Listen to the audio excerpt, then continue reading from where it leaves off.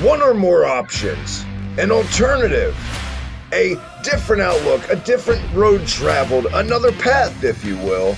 That's where we are at in the world of wrestling as this is being recorded October the 4th, 2019. The unveiling, the debut, the alternative is here, has arrived. What's going on, guys? Welcome here, right on Hibiki TMD. You know who I am, but man, it's been a minute since this guy right here. You gotta be an OG Hibiki TMD viewer to know who this guy is. But man, it's good to have you back. Thank you, my friend, first of all, for agreeing to do this with me weekly. He is back weekly. Colin Dunn, what's going on, man? Dude, it's so good to be back behind the microphone. I am really looking forward to this show. Once AEW was announced and they announced a weekly show, I know for a fact you and I, probably like telepathy, were like, we got to talk about it. And I remember when you initially came to me saying like, hey, you know, since AEW is starting a show, I think you and I should do a show together because usually our wrestling views are, let's say, a little more different than each other's. And I'm super pumped to be back behind the microphone doing this with you. Amen. Totally agree. Couldn't have said it better. And there's probably a reason, too, that we're like 15 years apart and I come up from a different time of wrestling. And that's exactly why I asked you. You were legit, man, the first guy I thought of if I was going to do an AEW show, because there's that yin and yang type thing. Because let's be real, there's some shit you like that I fucking hate, and some shit that I like that you fucking hate. And that's why this is going to be a blast. It's going to be so good. I mean, I just can't wait for the day that AEW books Jim Cornette and Joey Ryan on the same show, and both of each other, like, we just lose our minds. We will get to both of those guys, I'm sure, by the end of this, episode 1. But before we do, Colin, where can everyone catch you and all that good stuff? You can find me on Twitter at UberTieGuy. I'm always tweeting about wrestling. I live tweet Raw, SmackDown, NXT, and AEW at the same time. I'll tell you, my setup this week was not convenient, but I worked with it because it occurred to me I have Sling, which is how I watch cable up at this where I live, and Sling isn't on the PS4, so I didn't have the app, so I ended up watching AEW on my laptop and NXT on my phone, and I still was tweeting from my laptop because, you know, I'm addicted to Twitter, so you can find me there basically tweeting my thumbs away all day long. Do you know when, like, something is trending on Twitter? I don't mean just, like, trending. I mean really trending to where you click that on the trending list and it's like a fucking article with a banner and a picture of it, right? Yeah. Okay, so, you know, we all know the war, pal, that went down while it was going on. That was the #1 trend in the world, and it had one of those kind of articles, and it was a picture of that, and I legit thought it was your picture you tweeted out, but it wasn't. I really did at first. But no, as always, one of these days it'll go viral, like you. Yeah, as always on Twitter at the Hibiki TMD. Hit up the official Hibiki TMD merch store, unionsmack.bigcartel.com. Everything. Official Reset Button shirt, official Union Smack shirt. So much goodness. My co-host from Union Smack, Matt's Undertaker book, A Trip Down Death Valley. Don't miss it. Check it out. Don't be left in the cold because winter's coming soon and more winter apparel coming your way. I know that's changed since you've been on the show, Colin. I didn't have my own goddamn store last time. And I don't have a single shirt. I really need to change that sometime soon. But once the alternative shirts drop, I'll be getting one for sure. That's it. Show's over. Couldn't even buy a shirt. What can I say? I just got a new job recently, and actually that winter apparel is going to come in handy. I live in the mountains now. It's already 30 degrees in the mornings, so when the snow starts, I'm going to need to get myself some alternative snow boots. Maybe a scarf. By the way, did you see MJF's brand new scarf that AEW has up for sale? And it says, I can't afford a real scarf. It's fucking great. I think AEW's merch line that they just dropped, I think they're all fantastic. Like, they knocked WWE's recent atrocities out of the water. Here's where we're at. The state of affairs with merch in the two companies. WWE, second grade. I mean, for a second grader, for a Photoshop like that, man, A fucking plus, right? AEW. Right. AEW. Album covers. Some of these are tremendous. I gotta agree. Oh, for sure. Yeah. Yeah, no, they're like their shirts are phenomenal. And I mean, NXT just like when NXT went to USA, they dropped basically a shirt for almost everyone on the NXT roster. I think maybe 3 of them were anything I'd consider wearing. Most of them were just really shitty their names in different colors, and that's about it. And so with AEW's merch, and the thing I like about AEW's merch is the fact that, like, they have all the shirts, which is, a majority of what they're probably going to sell, but they have the different stuff, like the cups. Cody is selling a tie, and if, my Twitter name doesn't give it away, I will be purchasing one of those ties sometime soon. MJF has the scarf, like, it's fantastic. Yeah, and by the way, I can't believe I totally forgot to plug Pro Wrestling Journal podcast on ProWrestlingJournal.com, but I will say on our episode 1 of that we just recorded, we talked about this recent batch of the NXT merchandise, that picture of all the shirts lined up right now. I know every podcast in the world, I think that's one thing, for as divided as wrestling fans are, Colin, I think that's one goddamn thing that's been unanimous for years, is how lazy WWE shop is. Can we agree? Oh yeah, I can't tell. I can't tell you the last time I bought a shirt from WWEshop.com. Like, it's been probably over 2 years by that point, because compared to like Pro Wrestling Tees or any other like bootleg store, like, the quality of the shirts and the actual design are just, they're monumentally better than the stuff WWE puts out. Yeah, and for anyone that hasn't seen this recent batch of the NXT shirts, dare I say, this one takes the cake. For all the terrible Finn Balor shirts we've gotten, for Becky Lynch shirts with Japanese lettering on them for no reason, just this one takes, I think the Raw end of the deal was like Swerve, and the other one who was just like a copy and paste, just, swap the colors or whatever. That was bad. Right. Like, they were old. Like, I can tell you off the top of my head, the only 3 I saw that I liked and I might consider buying: Velveteen Dreams, The Street Profits, and Dexter Lumis. Only 3 shirts I'd ever. And I will say, devil's advocate, I think it is cool that they're giving, the guys and gals a chance. I sound like a broken record. I said this on another show too the other day. I think it's cool that they're getting their own. I don't remember another time where a developmental had their own merch like that. Well, let's not, sell them short. Like, NXT at this point is a third brand. Like, they're on USA. Well, I mean the unknowns. I don't mean like Bianca Belair. No, I don't mean the established NXT stars. That's not developmental anymore. I mean these ones that were just in like this rookie tournament. They already have their own merch. Like Bronson Reed. Like, that's pretty cool, Oh, for sure. And before anyone turns away, this is not a shit on WWE podcast. Like, I want to make that very clear. We're not here to do that too. Thank you, my friend, for doing that, because that's something I want to do too. Disclaimer. This is an open-minded look, a weekly recap of AEW. I get it. For those of you that have been following me on Twitter for the past couple years, you know my stance on certain members of the AEW roster. But you know what? I'm going to shock and I'm going to turn a few heads this week, because I've got some positive things to say about the Young Bucks for episode 1, Colin. Holy shit. Episode 1 was, what was refreshing to me was I turned on both shows, and I'm watching them simultaneously between AEW and NXT. And NXT opens with, a 2 or 3 minute video package, kind of like establishing, like, okay, this is the first show that's, fully on USA. This is kind of like the start of a brand new era of wrestling, and that's exactly what it is. And to their credit, they've done it on Raw and SmackDown before, but the way AEW opened was a match. They had their intro, and then they just went straight into Cody versus Sammy Guevara. Well, that was a refreshing idea to me. They did in a way. They were like opening intro. Hey, how you doing? Announcers. Then it was like a 2-minute little video package. But you know what? It wasn't one of those overdrawn fucking Roman packages or just something cringe. Right. You know what I mean? Like that. I gotta tell you, from that, on the stage, the promos on the stage, the interview, so many things about this felt like Nitro to me, and it's a good point, because every shoot interview when he was with the company and he'd be in like a documentary, Cody Rhodes on like a WCW DVD, he grew up 100% only knowing WCW. He was in the shit. He would be at Nitro. That's all he knew. And it's obvious watching this, and it's the little things like that I really appreciated on episode 1.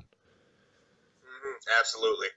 Because it's sorely something that's been missing in wrestling. Not even just sorely missed. Pro wrestling, with the lack of valid competition, let me correct myself, over just, however many years now since WCW went out of business, it's become so formulaic, more formulaic than at any other point in pro wrestling history, going back to Frank Gotch and George Hackenschmidt. Christ's sakes. It's just, what's going to, even though sometimes they'll get you with like a swerve, how the show's going to go down. They're going to open up more times than not. A Raw opens with an in-ring promo. If it's a match, it's some fucking angle and there's a smile. You know what I mean? We know the deal on Raw. But yeah, I mean, there were some misses on AEW too, which we'll get to. In my opinion, I'm pretty sure the segment I'm referring to, we'll get to. But AEW, I mean, to say that it won in the ratings, let's get to that real quick before we talk about anything that went down on the show officially. I'm not surprised. It's come out now. We all know they beat them week 1. I don't know why people were shocked. Colin talked about this off air. I knew this was going to happen. This is going to keep happening. When I want to peek back in the window is about 6 months from now.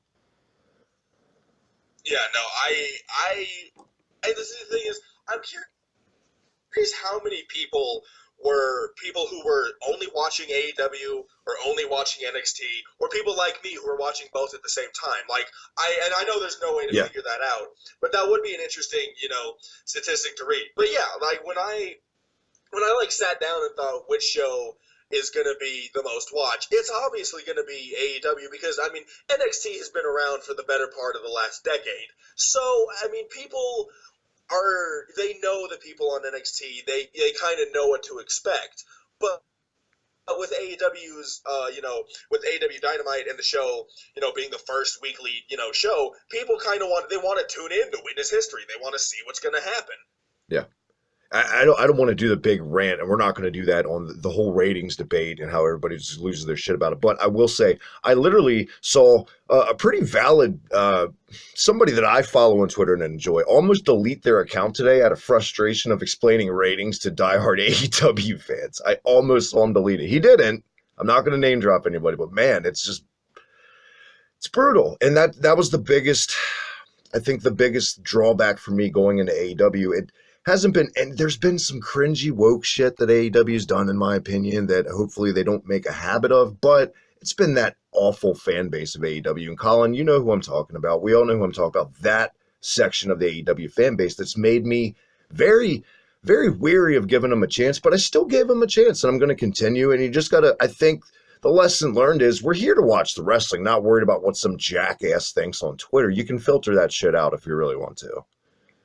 Right, and the thing is, I've gotten into Twitter debates, half a dozen times, but at the end of the day, I think, wrestling boils down to if you want to watch it, regardless of if you enjoy it or not, people are going to enjoy what they enjoy or dislike what they dislike, but the whole point is people are watching wrestling, and that's what we want to do. We want wrestling to be popular again. And if a show sucks, I'm not going to force myself to watch it. Case in point, our old show about the flippy guys, the cruiserweights, Colin. We just tapped out. We were like, we cannot watch this shit anymore. Even though you were always more lenient and always gave it a chance, but I knew it was bad when you were pretty much throwing in the towel. Exactly. And like you said in my introduction, like the OG people, from this channel will know. Like, I'm a very lenient person when it comes to what I think is bad in wrestling. When if I don't enjoy it, there has to be some kind of problem with it. And it got to, in 205 got to the point where it was like, I just can't spare 45 minutes of my time anymore. And that's disappointing because, like, before 205 Live, I would watch a 2-hour SmackDown, but then once SmackDown went off the air, it's like the idea of spending 45 minutes watching this dying show. And to be fair, 205 Live, I do still watch it now. It's gotten better, and I'm enjoying kind of where it's going for the most part. But it got to a point kind of like right after Enzo left and kind of in between the lull of when more and more names kind of started to go, that it was just not good. It's kind of like shelling out all this money for a kick-ass sound system when you've already totaled your car. Exactly. But yeah, I agree. It has gotten better. But that's not why we're here. Not for the... I knew this was going to happen because you haven't been on in so long. We're going to do our best to stay on topic. AEW Dynamite Episode 1 kicked off, like you said, Sammy Guevara, Cody Rhodes after the, hey, Tony, I got to say, man, I think Tony Schiavone, and this is obviously, and I feel like, I think this is the best Jim Ross has done since he's been in AEW, even though I don't want to say he's overly critical, but I don't want to say breaks character a lot either, but you can tell when he's ragging on the younger, like during Adam Page's match specifically, when there was some some hiccups on Adam Page. He was very critical, and I was like, damn, JR. I will say, and I won't try, I don't want to get too ahead of the show and everything like that, but at the end of the show, when we all know what happened, it was kind of interesting. I don't know if you heard it, but JR dropped the holy shit bomb on live television, which I thought was interesting. So I'm curious how that's going to work. But I do agree for sure. Tony Schiavone definitely hasn't missed a beat. He's still as good as he was. Excalibur's always been great. I think he's a phenomenal commentator. And JR, for sure, this is the best he's done for a while, because I mean, I remember watching his New Japan stuff with Josh Barnett, and it reached the point where I was like, JR, you need to retire if this is how you're doing, man. Right, yeah, it was pretty rough. Beyond pretty rough. It was damn near unlistenable. You almost had to watch it on mute. But that wasn't the case here. Jim Ross pretty much and Jerry, you know what? Jerry Lawler too. I felt like it was 99. I thought Jerry Lawler did great on Raw, and I didn't see anyone talking about that. Like he was great. I wasn't necessarily a fan of Lawler. See, the thing is, I just want justice for Tom Phillips. What, like, of all the commentators they could have like stopped, why did they axe Tom Phillips, man? You know what? I will say Dio Madden's like Byron Saxton with a soul and personality. I love Dio Madden. He's a Booker T guy. I think he's good. I think Dio Madden's going to be a fun guy to listen to after this sort of. I am really excited. I was a bit skeptical about the Raw commentary team, but it's working. But back to AEW. Yeah, I was about to say we did it again. Damn it! No, Sammy Guevara, Cody Rhodes. Now they were going head. It's so. I don't want to be a mark, but it is kind of badass that I can say the competition aspect. At the same time, the competition, and I haven't said that shit in like 18 years. You don't even understand, Colin. It's great. The competition was airing a world title match with their two top guys, which was a takeover match. Let's be honest. This was a hot shot booking decision, dude. They can deny it all they want. No, this was totally meant to be booked this way on their part. They knew what they were doing. It didn't work, and I don't want to. If the Khans and Cody and all those guys knew that they were going to win in the ratings anyway this week, and were like, you know what, they can put any match on first. We could send pretty much anything out there, and it'll still get more eyes. I can't say that they're wrong. No, I fully agree. I think Cody versus Sammy Guevara was an excellent match to open the show with, especially going head-to-head with Adam Cole and Matt Riddle.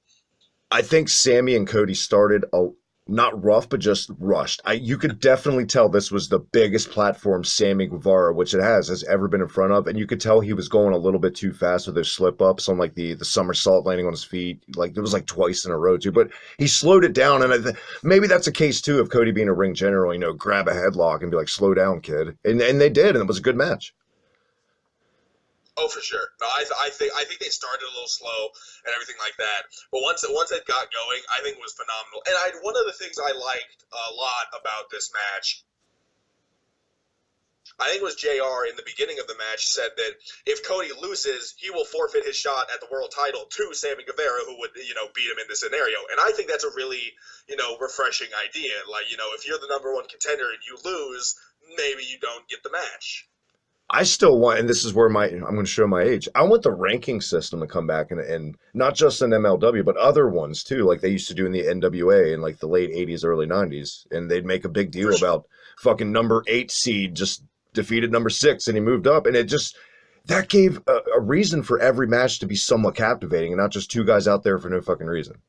Exactly, and they've kind of been doing that because, when every time they put up the name graphic, they have that person's record in singles competition and everything like that. And I think that's a really refreshing idea. You know what's also refreshing? I think Sammy Guevara, as easy of a target as he is and as he makes himself, I think it's ingenious, and exactly what I would do is keep him a heel, because that was WWE's biggest fucking mistake with TJP. TJP has one of the most punchable goddamn faces. You just want to punch that face, and so does Sammy Guevara. Keep those guys heel. Keep the Miz heel. Keep all those fucking guys heel, and they're doing it.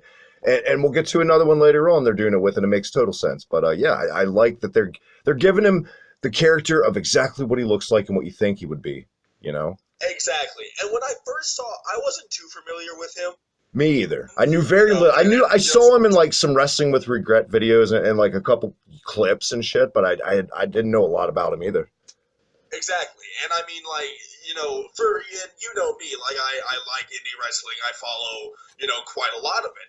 And so when I see this guy who, like, I knew who he was, I just wasn't too familiar with his work. When I see, like, his photo and, like, the graphic they would show before the match, I look at this guy and it kind of looks, he looks like he's sort of be like a white meat baby face that, looks like he's, like, just super excited to be there and really, dope for the opportunity. But then when his entrance hit, and, like, he just walked out and he got onto the apron and he just looked all cocky and, didn't seem to have a care in the world. I like that a lot because it's like, Cody was obviously the face in that scenario and the fans were booing Sammy and he played it really well. Is it fair to say that Sammy Guevara is kind of what Humberto Carrillo should be right now? I think Humberto Carrillo I think he baby face. He has a face that you want to root for, I think. Sammy Guevara just looks like an ass. I would correct myself maybe because Carrillo was kind of more of a heartthrob baby face too in a way, not just like a little skater kid guy or something. I mean, I don't know if I watch NXT he's been on NXT and 205 Live. Aiden English just has the biggest crush on this man, so I know. Heartthrob baby face would probably be. And Nigel has the biggest crush on Angel Garza, and it's funny to No, actually, you know what? They already have that. Angel Garza is kind of just a little more mature Sammy Guevara. Basically, yeah. Yeah. A sluttier Sammy Guevara is Angel Garza. Right. Either way, good match. I got to address it. I made the tweet out, not just being I know he's not going to beat Jericho. I'm about 99% sure that Cody Rhodes isn't going to book himself to defeat Jericho already, especially with a new company. They obviously want to give it some credibility. You got to keep that on Jericho right now, even though Cody's credible. But Jericho's been on game shows, fucking movies, all you know what I mean. If you book the guy who made the company to beat your champion in like the first show after he's won it, it's going to come off as really, really hacky. So I know Cody Rhodes is a smart businessman and wouldn't do that. So yeah, like if Cody beats Jericho, I'll be very surprised. I think that his red flag area is TNA Jeff Jarrett territory, and he hasn't lost yet in AEW, correct? I believe so.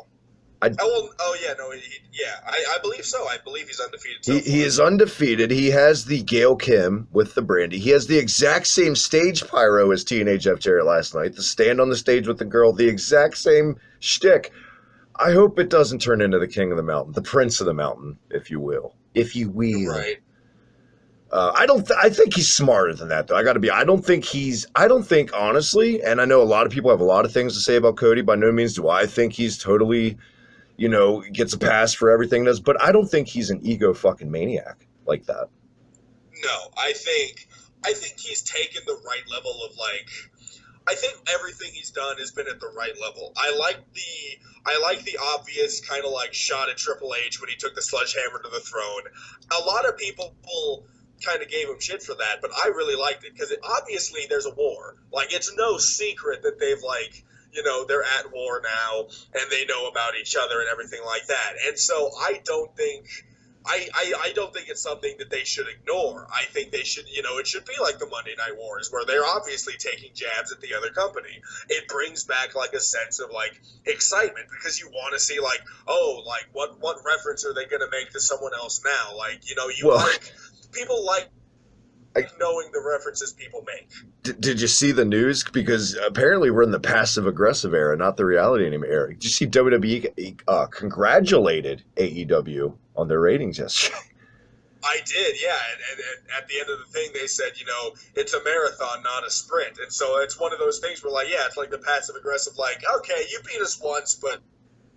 I mean, when you're pallies with a prince, you can kind of be a dick all you want because you know you're going to get away with it because they got that Saudi money, so they can do shit like that now. You know what I mean? Exactly. And I think the thing I liked most about this match is Sammy Guevara is a guy who could easily be a decent name in the company. And once again, not to jump ahead of myself, but as we saw at the end of the show, he's definitely someone that's going to be seen a lot more. And so I liked how, for once, I'm not always a fan of the, random small package, victories. But when Cody got him with the small package and it didn't he didn't kind of legitimately pin him, he got him with the roll up type thing. I like that a lot because it shows Guevara wasn't buried or anything like that. People throw that word around too much. I didn't see it here, which was nice. But Cody getting with the small package, and then I like the tease at the end where Guevara shook his hand but still attacked him, or Guevara shook his hand and then Jericho attacked Cody because obviously Guevara planned that. Right. After that, you saw Guevara kind of hold his hands in the air like, sorry, bro, no dice, pal. And just walked off. Cool, calm, and play. And then, later on we'll get to. And by the way, we're not going to run down every goddamn detail. We're going to give the high points weekly, guys, because time is money and we fucking got jobs and we don't want to make this 3 hours because we could go 3 hours easily. No doubt. But yeah, Jericho to a great reaction, rocking the bit of the bubbly shirt and all, comes out, attacks Cody. And then there you go. I mean, that's been one big complaint I've seen a lot of anti-AEW people say is, they don't really progress storylines very well. It's not too well constructed. There's no legs. It's the first fucking show. I was about to say it's the first show. What do you want? And what? A couple glorified house shows before that and 2 papers. What the fuck do you want? Give it time. And see, that's what I like about AEW and stuff like that is the people, and you specifically also, it's it brings the people together where they're like, okay, this is a new thing. Let's give it a shot before people start trying to, dig its grave. Because I've seen plenty of people on Twitter who don't want AEW to succeed. I've seen also on the opposite end, AEW, diehards all of a sudden are saying, oh, NXT's gonna die, stuff like that. Why can't we all just live and enjoy wrestling? Yeah, obviously you're going to take a side as to which show you like more, but that doesn't mean the other show has to fail. Twitter is a cruel mistress, my friend. For anyone that didn't know you or me, they'd see some of the tweets you and I say, they would think we really fucking hate each other, and we don't. We're just fucking... Like when Colin's really proud about some improv thing he's going to do at his work, and I say, Little Women, the one-man band. People think, God, he must hate that guy. No, Colin's my friend. That's what I do to my friends. But but shit like that, we're just beyond being able to read between any lines at this point. It's either, and that's something I feel like a broken record with too already with episode 1, Colin, is saying just this. I don't remember when I grew up in the Attitude Era. Nobody picked a fucking side. We watched everything. We just loved fucking wrestling. But now all of a sudden, if you're not on, get out. I want to see both of these shows succeed. I want to see this war go on for longer than WWE versus WCW. I want to see this be, I want to see them play off each other. And I'm really excited to see, years from now, if there's the kind of things where people start jumping ship. Who on the NXT roster is going to jump to AEW or vice versa, 2, 3, 4 years from now? I mean, we'll see that within 6 months where I think we're going to start seeing cases of that. Guys are always going to there's always spring cleaning time in NXT, Oh, for sure. But yeah, that is one of the more exciting and that was one of the more exciting, maybe the most exciting aspect of that time was who's going to jump. I think that was the one that baited everybody back then. But yeah, it's obviously social media. That's why it's different now. If social media would have been around the Attitude Era, it would be the same as it is now because nobody had a voice then. And now it's fuck. You could be at your job and hold up a knife, and 500,000 people will see your video by the time you wake up the next morning. Exactly. But let's move the train on. There were lots of little introductory things and vignettes on the show, which is very smart. Any promotion needs to do that just to introduce who the fuck these guys are and why we should care. I did enjoy the SCU presidential thing or whatever, the Obama. It was really good. I like that a lot. I will say, watching both shows simultaneously, I think NXT's show was a little more paced better with the introductions and had a better introduction for certain people. I think AEW did a good job of introducing the people they needed to, but they could have done it a little bit better. But I did like SCU's kind of presidential State of the Union thing. And I will say, and I'm sure you'll agree with me, I was a big fan of the fact of the interviews on the stage. Yeah, especially the Lucha Brothers one. Was that the only one they did? I think so. I think SCU and the Lucha Brothers were the only one they did. And who knew Too Cold Scorpio Sky could do such a great Obama impersonation? My God. What a man. Deezed up Obama. That took us to what? MJF, Steve Cutler. Was this the proper way to showcase MJF? Or would you have given him a little bit bigger of a, not just the Young Bucks buddy? First of all, I have to point out, just in case anyone didn't catch, Steve Cutler is signed to NXT and is one of the Forgotten Sons. Oh, Jesus Christ. Brandon Cutler was the one MJF faced in the second match. Oh boy. I really like man. What can I say about MJF that hasn't been said already? He is so good at his job. Like, he is outstanding at being a heel. Like, you just want to go up to him and just spit in his face, which is how big of a prick he is, and everything like that. Like, there is no other person in wrestling today that could, be at a meet and greet.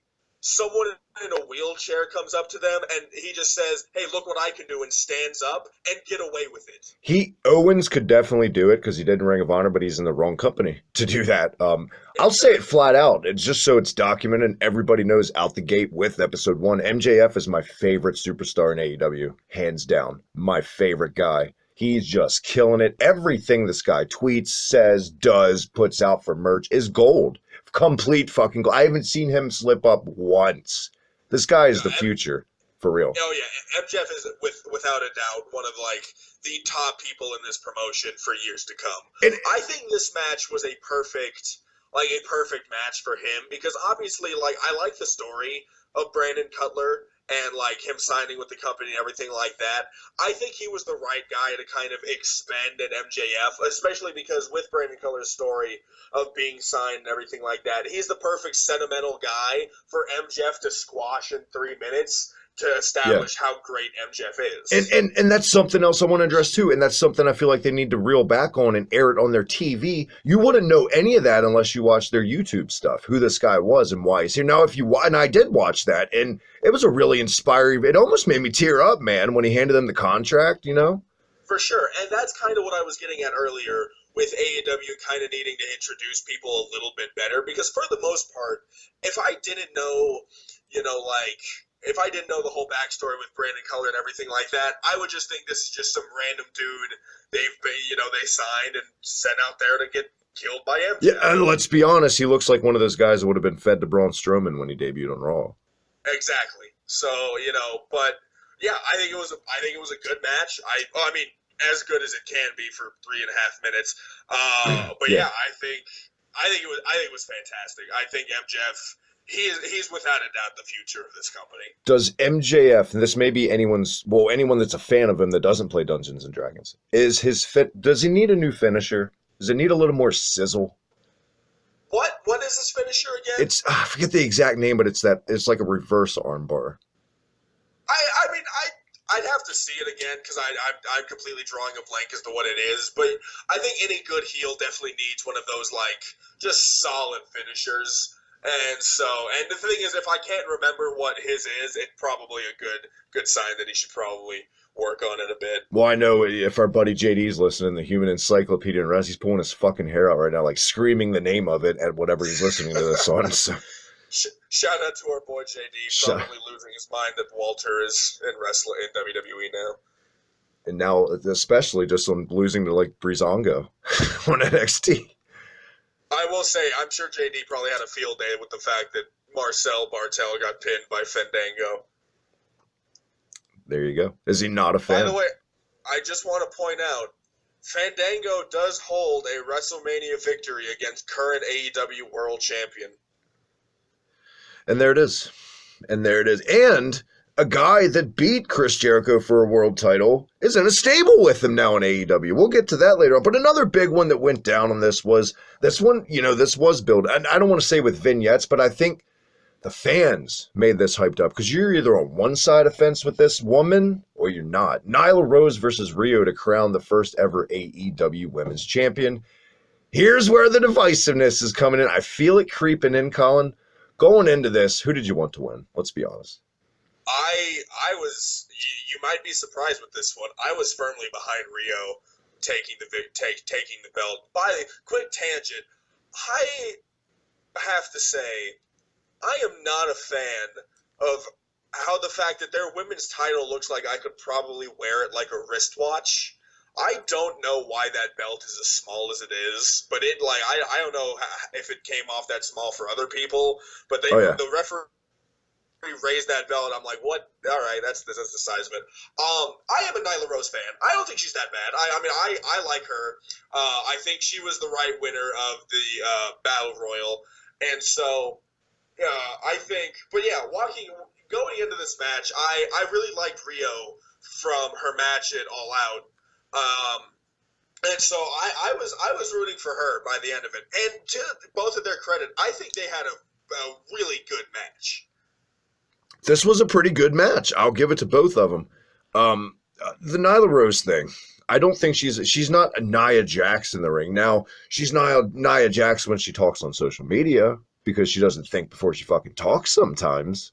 Yeah, to be fair, and I don't want to necessarily defend what Nyla Rose said, but Nyla Rose being transgender and everything, that's not something you see in wrestling a lot, and that's certainly not something, being, and not to get too political or anything like that, but the whole idea of being trans is not something, certain people are on board with all the time. And so I'm sure she runs into quite a lot of people every single day who make fun of her for, all that. And, I would imagine it probably, it pisses her off a lot. So, and what she said probably wasn't a smart idea, her being in this, first ever, TV show of this brand new company, with their women's, championship on the line.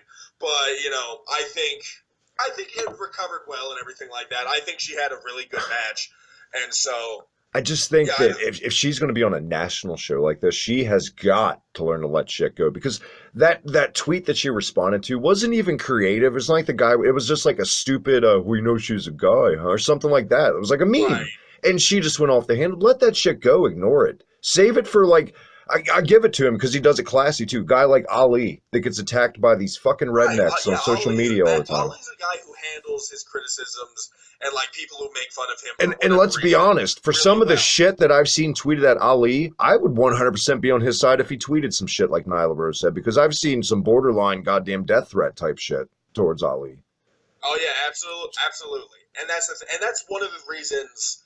And I don't know if you were necessarily saying this exactly, but there were a few different people who were saying Nyla Rose is only in there because she's trans and they want to be woke and they want to be diverse. And I don't think that statement is untrue, but I don't think they're doing it in the sense that they're doing it just because they want, that diversity factor. I think it's because they want to push the idea hey, wrestling is a diverse thing. You're not, wrestling is for every single person, regardless of race, color of your skin, sexual orientation, what you identify as, and so on and so forth. I don't think that's why I like Nyla Rose in this match. I don't think I ever said that, and I don't think I firmly thought that's why, but I will say it's hard to not think that in a way. Oh, for sure. I do think she's talented. I do. She does those cartwheel kicks that she has no business to be doing, but she does them. I mean, she can keep up, obviously, with the chick from Stardom. So there you go. I shudder to think what Nia Jax would have been like in this match, for Christ's sakes. Basically. Quick side note real quick. Because it's premiere week and I just love wrestling, I decided I was going to watch Total Divas this season. I'm gonna be honest. I'm not doing a Total Divas show with you, so you can just get that idea out of your head now. I'll get Logan or someone like that. But I watched the and I'll say this though, I'm not 90% watching it because I just can't wait to see all the backstage stuff with Carmella and Corey Graves and that whole shit show that it was. Yeah. Because that's gonna be on this season. But Nia Jax. You know me. I'm a fan of Nia Jax, and I think she gets more shit than she deserves. Back in the day, man, you used to get fucking worked up over shit about Nia Jax because Mine was never child, like, you're fat. It was never like 8th grade shit, but that's the kind of stuff you'd see people tweet that you would get pissed about. I have to hold you back. Right. You're right. Yeah. It's because I'm a large man, so if it's like I've gotten those same kind of comments. That's why I would always be like, hey, her weight doesn't matter. Sure, she's probably not as good as some of the people who are smaller than her, but that's kind of how things work. Yeah. The smaller you can be, you tend to be a little more athletic, more agile. Not the point. Yeah, my qualm with Nia was always a nepotism type deal. You know what I mean? Right. Nia Jax came off as such a bitch on Total Divas. Like, she straight up took to Carmella's face, said, "I think you're fake and you don't deserve to be here." And I'm like, whoa. Nia Jax, I feel like from any episode or anything I've seen her on like that, Instagram clips, and like if they're hanging out on a boat or a yacht, you know what I'm talking about? She always comes off like that one female that in real life that as soon as she leaves the room, every other female in that room like starts talking shit about her, Right. Yeah. But back to AEW and everything like that. Yeah, how do we spin off into Total Divas talk? What did you do? I just want, you said Nia Jax, and I'm like, really quick, I just want to tell people she's an asshole.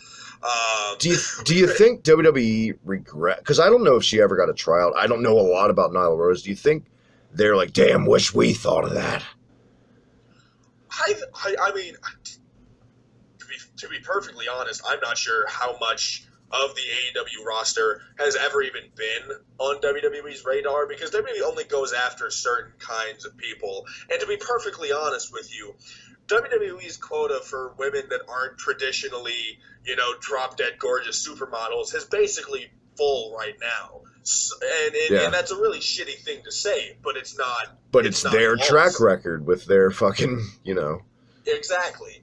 And so, I think Nyla Rose is definitely going to be, a staple in their women's division, for, a good part of, for the, years to come with AEW. I do like the kind of like the nod to Rio and Kenny Omega's relationship, because after the match, when Nyla Rose started attacking Rio, Kenny Omega came out to say like, hey, knock it off. Yeah. And I really like the connection they made. Are those two dating? No, I doubt it. Maybe, who knows?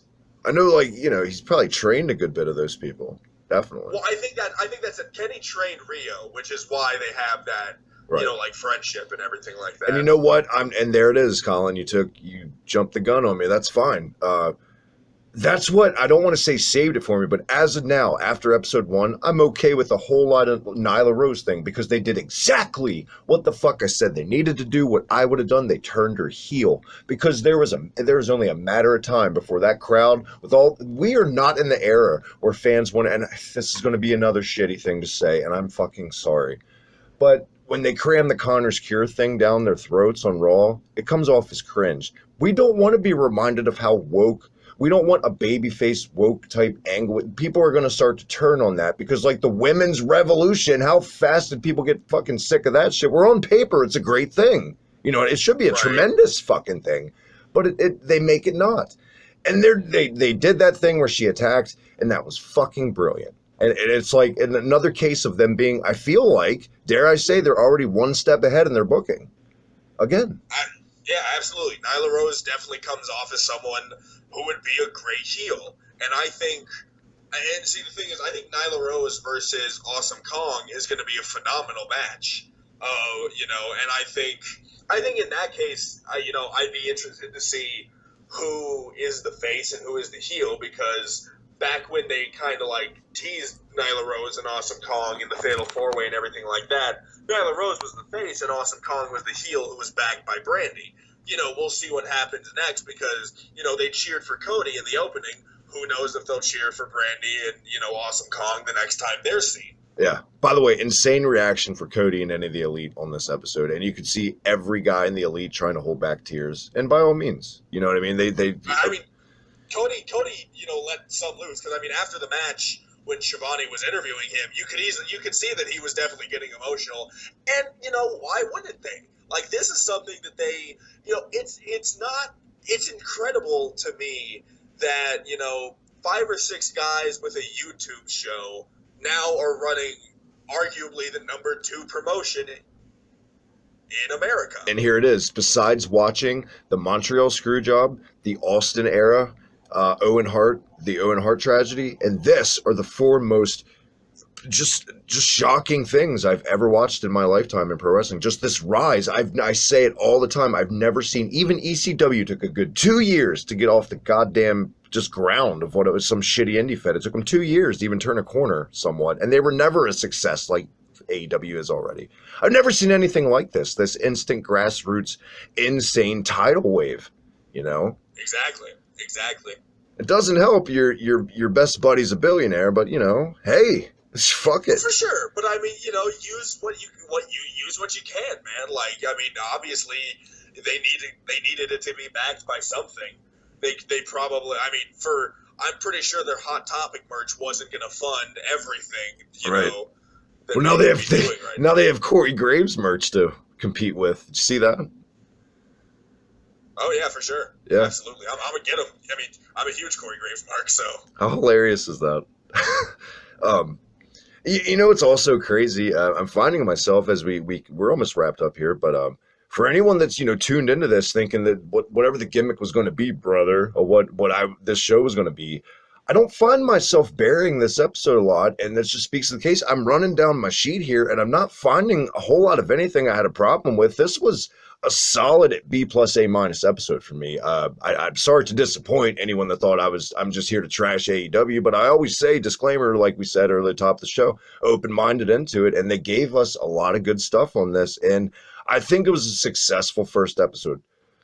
Absolutely. And another good thing before we get to the main event, it happened before the women's match, so I do want to touch on it first, is we finally got Hangman Page versus Pac.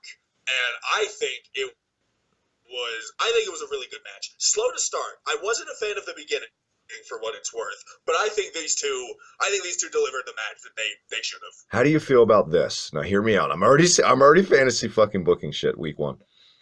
Because I feel like we were saying with Nyla Rose, not to that extreme, but I feel like eventually people are going to start to turn on Adam Page, especially when that being a part of the Elite shine wears off and he's just a wrestler in this promotion. Here's what I would do. I don't know what the stable is now with Jericho and those guys. Pac has to be your vigilante babyface right now, but the same kind of character. Just put Pac against all those heels, man. Like, I don't want to say their Sting, but Pac is killing it, and I don't think anybody wants to boo Pac because what's there to boo? He's not like an MJF heel. He's a badass kind of. I don't want to look like him facially because he's like an orc from Lord of the Rings, but I want to be that guy. You know, for sure. Like, the thing is between like Pac and MJF is like they're both heels, but MJF is someone who you genuinely like. You don't like him, but in a good way. But you boo him. Like, for what it's worth, like a lot of heels in wrestling still get cheered, and you know people still love them. No one likes MJF in the sense that like they're just like, yeah, go him. Like, we boo him all the time, regardless of if you like him. But with Pac, he's so cool. Like, you just love to watch him wrestle. You love to see him walk out, and he's just such a cool, like, methodical character that he's just a badass. And so that's why, you know, that's why I think Pac and Hangman Page was what it needed to be, and I like the idea where Hangman Page kind of like decided kind of with Nyla Rose, people will start to sort of like turn on him. Yeah. I still feel like Pac. Is it Pac or Pac? By the way, can we clarify it? Because at first I just thought it was Jim Ross being a hick, but now everyone's saying Pac. So what the fuck is it, Colin? Is it Pac or Pac? Honestly, I think I probably said both of them in the last 5 minutes. I think it's Pac, but I'm not going to swear to it. I'm going to call him Pac just because calling him Pac sounds stupid. Yeah, exactly. Basically. I think that Pac and Okada are the two smoothest wrestlers in the entire world. The only time I ever remember seeing Pac mess up a move is a couple years ago when he did a baseball slide and broke his ankle. That's it. Yeah, that's really the only time he's, you know, he did the baseball slide, you know, in the match with AEW World Champion Chris Jericho. What an underrated performer, and what a lost, just what could have been. WWE let slip through their fingers, because I'm telling you, a year from now, year and a half, maybe not even that long, I feel like he's going to be their vigilante babyface, and that's just how I would book it, and I think it's what needs to be done. Especially steering that ship in that way with getting all these clean wins over guys like Omega and Page like it's nothing. I think that's planting some seeds for credibility to be a babyface. For sure. And I'm really excited to see where they go with Hangman Page. Hangman Page has lost every big match he's had. And those are the blueprints and the seeds to plant for a fucking heel. Resentment. Exactly. I'm super excited to see where everything goes with that. We need to be in Vince's inner circle like yesterday because we're nailing it. Absolutely. Main event time. The Young Bucks, the Golden Elite, taking on Chris Jericho, and I'm still going to say LAX. Fuck it. What'd you think, Colin? I mean, it's Omega, it's the Bucks, Chris Jericho, LAX, who are now proud and powerful. I'm also still going to call them LAX because saying PNP just doesn't have the same effect to it. I don't like it at all. What can you do? But yeah, all 6 of these men, all phenomenal wrestlers. I will say Matt Jackson in this match was absolutely on fire. I think Matt Jackson, I mean, dare I say, I think Matt is the superior brother in the Young Bucks. Could be just me, but I think he's a phenomenal wrestler on his own. But yeah, I think all 6 of these men are all just phenomenal wrestlers. Chris Jericho still wrestling at his age and doing it so well is outstanding to me, and I think this whole match was just fantastic. I will say I was a little worried when I saw Moxley show up behind Omega because I said, you guys can't be stupid enough to end your first show's main event on a DQ, and they didn't. The referee was like, I'm gonna just let it happen, and so we got the Moxley and Omega beatdown. I work at a camp surrounded by kids, so I was a little hesitant when I was watching it to scream some of the things I did, not knowing if there were kids out. But when Moxley sent Omega through that glass table head first, I verbally screamed out, holy shit. And I gotta know if anyone knows listening, because I've been asking around if that shit was gimmicked or not, because if not, God, that had to suck. Yeah, no, that was definitely. I honestly, knowing Omega and especially knowing Moxley, if it was a normal glass table, I don't think any of them batted an eye at the fact that they had to go through it. They was just like, so we want you to put each other through a glass table. Done, sold, gonna do it. It was sick. It was one of the craziest spots I've ever seen. Absolutely. And so when they took Omega out and it was the Bucks versus LAX and Jericho on their own, I think it was just a phenomenal match on its own. I think Jericho, like I said, Jericho's just fantastic. He can move really well for his age. He's still DDP the fact yoga. that he's still doing that middle rope lion salt astounds me. Yeah, man, DDP yoga. So yeah, that's exactly. DDP is doing wonders. I think it was the right move having Jericho and LAX go over because I feel like people would have thought maybe like if Omega and the Bucks won the first main event, maybe it was also a little bit too hacky, which to be fair, it could be, but at the same time, it's their company. It's like if they book themselves to lose too often, then it's like, well, what are you guys doing with yourselves? Yeah. I mean, it's an episode of Nitro, guys. Calm down. This wasn't Starrcade. It would have been okay if they would have won either way. Are you ready, Colin? Batten down the hatches. This is the most positive rant I've ever said in my entire life about the Young Bucks. I'm learning with the Bucks in smaller doses and not marathon Broadway type matches. I can tolerate them a lot more because now I'm seeing through the cracks. I feel like when these guys go out there, when they're in Ring of Honor, when they're in New Japan, they're given a good 30 minutes minimum, but usually these guys are good 40 minutes sometimes, right? When they went that long in those companies, I feel like the well would start running dry and they'd run out of shit to do. So they'd just do these asinine spots with no psychology and go 100 miles an hour, not selling. Everyone knows my complaints and any old school purist complaints about the Young Bucks. In this match, especially when Moxley came in and took out Omega and that whole deal, they were forced to go 2-on-3. This was the greatest storytelling I've seen in a Young Bucks match ever, because then they were the immediate underdogs, and you could see the struggling, and they really did come off like they were struggling, and you thought they were going to pull it off with the Indie Taker, Meltzer Drive, whatever the fuck you want to call it, but they couldn't pull it out. I thought they did really well here, and in smaller doses, much more tolerable, And you got to separate your art from artists, guys, if you want to do reviews. You just can't be biased, and I'm being unbiased. And I saw what I saw with my eyes, and I did not have any negative things to say about this entire segment. Really, I didn't. The only thing negative I got to say is we'll get to is that they closed the show with, and it's not even completely negative. It's more of a, but...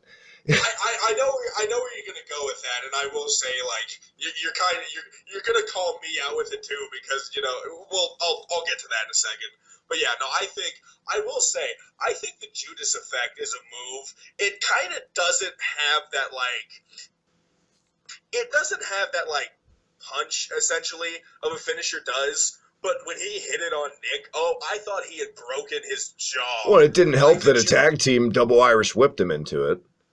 Yeah, exactly. I will say, like, the Codebreaker and Judas effect put together, like, in the same match, it's a good ending for all that.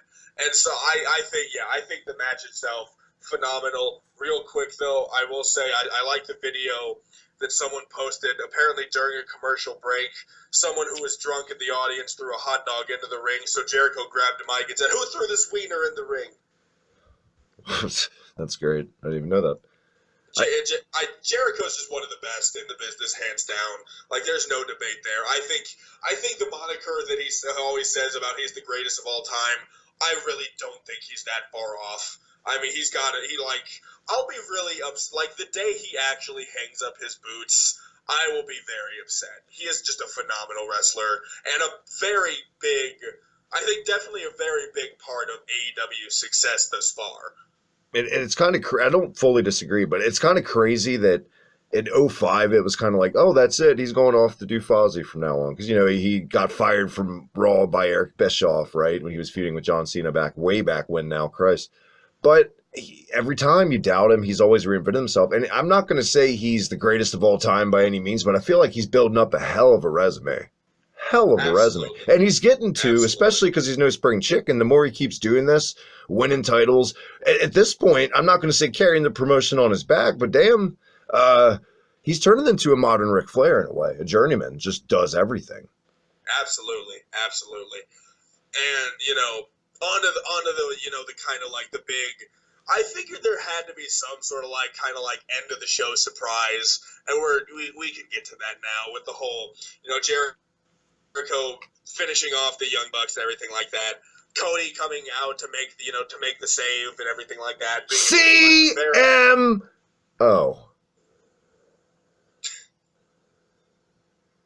It was. I will say it was definitely a surprise that I liked it. Like, the thing is, you said something on Twitter where you were like, no one cared about Jack Swagger back when he was in WWE. Nope. Not passive aggressive enough, Colin. That's not what I said. I'll tell you what I said. I wasn't aware people were such huge Jack Swagger fans. I guess I missed that memo towards 2010 and 2015. Right. But I first of all, I like how they squeezed Dustin Rhodes onto the show. I'm glad, in full gear. I did like that he got, that kind of he made the save and everything. And then, and it's funny. I didn't notice it until I saw all the screenshots. When Jack Swagger attacked Dustin Rhodes, I thought it was just Orange Cassidy, because I think Jack Swagger looks like Orange Cassidy aged 20 years into the future. It's his big brother. He looks exactly like That's him. That's why Lil Orange is such a cocky prick, and he never takes his hands out, because he's got his big brother to beat anyone's ass that questions Orange Cassidy. Why isn't that a tag team? Right. I hope Orange Cassidy beats Jericho for the belt. Fuck it. I want Orange Cassidy everything. But yeah, I think the debut of Jake Hager, now as he's now known. I will say though, it's kind of cool that they got him, because he has credibility, because he definitely kind of stepped away from WWE, reinvented himself in a way. He certainly didn't have like the Jinder Mahal or the Drew McIntyre. He came back bulked and everything like that. Well, he learned an entirely new sport since he's been gone too. Yeah, exactly. He joined Bellator. I watched both of his fights. Granted, they've put him against two people who look like they just kind of walked into the building, threw on a pair of gloves, and went out to the ring. But then again, so did CM Punk's opponents, and we all know how. Exactly. And, but he's undefeated in Bellator. So they have an undefeated MMA fighter on their roster, which is, pretty fun to say. It's more than WWE can say with who they have, with the MMA fighters they roster at least. I think, and like I said, to your whole thing of, I didn't realize people were Jack Swagger fans. It's not, time makes the heart grow fonder. People haven't seen Jack Swagger in a mainstream wrestling ring, in the last 10 years. And so it's not that people are like, it's been 4. It's been 4 years. It hasn't been 10 years. What did he do? Has he really only been gone for 4 years? Yeah, because the Real Americans with Cesaro, he left in 2015, 2016. Maybe not even 4 years. It feels like 10 years. You're right. I was gonna say, I feel like I haven't seen Jack Swagger in years. I remember I didn't watch season 4 of Lucha Underground, which I know he's in, so maybe that's why. It's weird now because I just remember when he first debuted in ECW. I don't even know if you were watching then when he first came. I did watch WWE's ECW. So back then he was such a. I don't feel like he doesn't look anything like he does now. Really, I just thought he looked like a real life Bart Simpson back then, with the spiky hair and the fuck. I don't know. A lot like that. But yeah, you know what? No, I do remember when he was in WWE's ECW. It's funny to me. It's because I watched WWE's ECW and it's like, damn, I have really watched the entire WWE career of Sheamus unfold between my eyes. Ugh, and fuck. It's insane. But yeah, he cashed in Money in the Bank. Jack Swagger cashed in Money in the Bank and beat Chris Jericho, and now he's. There's been a lot of nods to Chris Jericho with this show, NXT show, and everything like that. And it really proves that Jericho truly is one of the best to ever do it. Now, here's my thing. I don't have a problem with Swagger being the choice. In a way, who's really left to even be a big surprise in the wrestling world? Who's not locked up in a contract right now to begin with? Right. Morrison just signed, Yeah, exactly. So, there's not really a whole lot of people you could, get. And so, but I will say the stable of sort, I don't know if they're going to work with it or it was just kind of one of those we all just have sort of a common enemy. But I do really like the stable of Jericho, LAX, Sammy Guevara, Jack Swagger, and all of that. I think them versus the Elite will be a decent rivalry. At least, on paper, it looks like it could be a lot of fun. And see, my thing was the people that acted like he was so underutilized, blah, blah, blah. No, I don't think he was. I feel like he was given a world title. He underperformed. And I'm totally stealing that quote from, I think, New Jersey Nick on Twitter, or one of the Klondike Bill, one of those guys. Totally stealing that, but he did. He underperformed. Not to mention the arrests for pot, literally falling asleep in a talent meeting, to the point that he had to go to wrestler's court with JBL and shit. He was his own worst enemy then. Now, obviously, he's matured. I feel like it's a fine call. Obviously, he looks like Andre the Giant next to these guys. He's so large compared to the rest of the roster.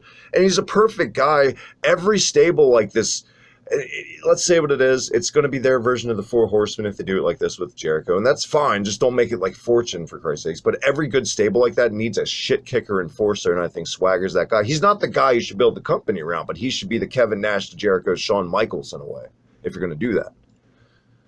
Oh, yeah, absolutely. And I think ending with that kind of the whole all of them in a line and everything like that, I think that was a good call. I think just as a whole, this whole show was fantastically built and booked, and it was just a fantastic show. It was a really good.